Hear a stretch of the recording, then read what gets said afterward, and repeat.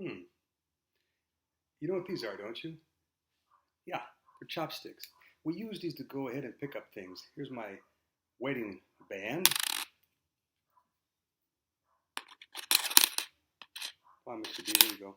Wedding band is hard to get, though. I'll grant you that one. Ooh, let's go. There you go, finally. Okay, better put it back on. Okay. Anyway, so, that's one thing I miss as far as having to stay home a lot. Not because of this. I miss going to Chinese restaurants, man. I love Chinese food, egg foo young, rice, you know, chow mein, etc. Just love it. But using chopsticks is something that I miss using also. Now, why am I talking about Chinese food, chopsticks, and like that? There's a reason, obviously. When you go to a Chinese restaurant, I know you all been to one, what's the last thing you get, usually, after a meal? I'm not talking about the dessert, I'm talking about basically after the meal, when the waiter or waitress brings the check, he or she also leaves what? That you can munch on. Okay, sometimes an almond cookie, but I'm thinking about something that got is more shape to it, has something inside of it. A fortune cookie. A fortune cookie. You break it open, has a fortune. Oh, you will meet somebody who will give you a great business deal, or you have someone who admires you, whatever, stuff like that.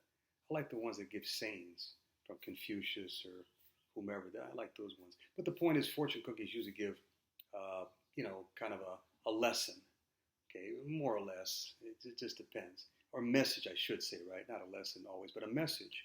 Again, like, you know, oh, you should go ahead and, speak to somebody close to you about these plans that you have. Or I see that you're going to have some money coming your way. Yeah, right. But the point is, they do give us a message. Okay, now why am I mentioning that? Because today's lesson for Reader's Workshop is going to tell you why reading a story is sort of like a fortune cookie.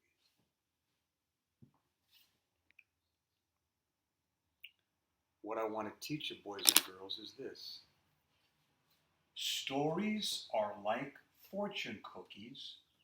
When you open one, there's a life lesson inside of it. Now, I'm not saying, of course, that every time you open a fortune cookie, there's a life lesson. I don't mean that.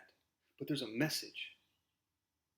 And when you read stories, there is a message and a lesson, usually, for you to come away with, something for you to learn. So again, let's look at this carefully and think about it, okay? Think about Chinese restaurant. What does it say? Stories are like fortune cookies. When you open one, there's a life lesson inside of it. Okay. So, for example, you all know the story of Red Riding Hood. In the story of Red Riding Hood, there's a problem, of course. She's almost eaten by the wolf. And basically, she gets out of this problem because the woodsman comes and kills the wolf in some versions. Now, what do you think is the life lesson that we're supposed to come away with when we read Little Red Riding Hood? Don't forget, Mom says, take this over there to Grandma. Don't talk to strangers. She goes ahead, talks to strangers, a wolf. The wolf knows where she's going to go, eats the grandma, and then wants to eat her. So what is the story or moral or lesson, I should say the message or lesson, in Little Red Riding Hood? If you said, don't talk to strangers, you're correct. If you also said, oh, listen to your parents, you're correct. So that story, yeah, is like a fortune cookie. When you open it, boom, boom, boom, you read it, there's a message there. There's a life lesson for you. Let's look at some more. Greek myths. Now we read some of these already. Okay, so if you remember, we read this, what seems like a long time ago. In the beginning and Pandora's box. What was the message in Pandora's box? What was the life lesson that it taught us? Remember, she opened the box and evil came out as well as hope. The message or life lesson was, don't let curiosity get the better of you. What that means is, when someone warns you, for example, hey, be careful with that, or don't do that, don't be so curious that you say, I just have to know, I got to do that, because the person's trying to warn you. So again, don't let curiosity get the better of you. I have to find out, because it may spell trouble. I'm not saying, and the story's not saying, don't be curious. But when you're warned about something, that's dangerous. Well, I want to see for myself. Boom. Oh, I shouldn't have done that. That's what it's teaching. That's the life lesson. Let's look at a different one. Oh, yeah, okay. Oh, this one's famous. Daedalus and Icarus. Remember the story of the father and his son, that they were being, kept inside a house or apartment in an ancient Greek city, and they wanted to leave to escape. Remember that basically, looking right here, with the king's name, the king was Minos. Yeah, exactly. Daedalus said, son, Icarus, I know how to get out of here. Put these wings on. I'm putting wax on here. Don't get close to the sun. Don't get close to the sun. Now, why did he tell him that? Because if you get too close to the sun, the wax will melt off. But Icarus, he went ahead, got close to the sun. The wax went ahead, melted, and he fell in the ocean. That was it. What was the fortune cookie message? What was the life lesson in that story? If you said, listen to your parents again, yeah, you're correct. Listen to your parents. They want the best for you. Is there another message there? Another life lesson? Yeah, don't be prideful. Because that's what he was. Remember, Icarus said, son? Oh, the sun can never fly as high as I can. I'm going to go ahead and fly higher than the sun. He was boastful. He was proud. And he paid with his life. So those were the two life lessons. Okay? The two fortune cookie messages. Listen to your parents. Don't be prideful. What's the last one?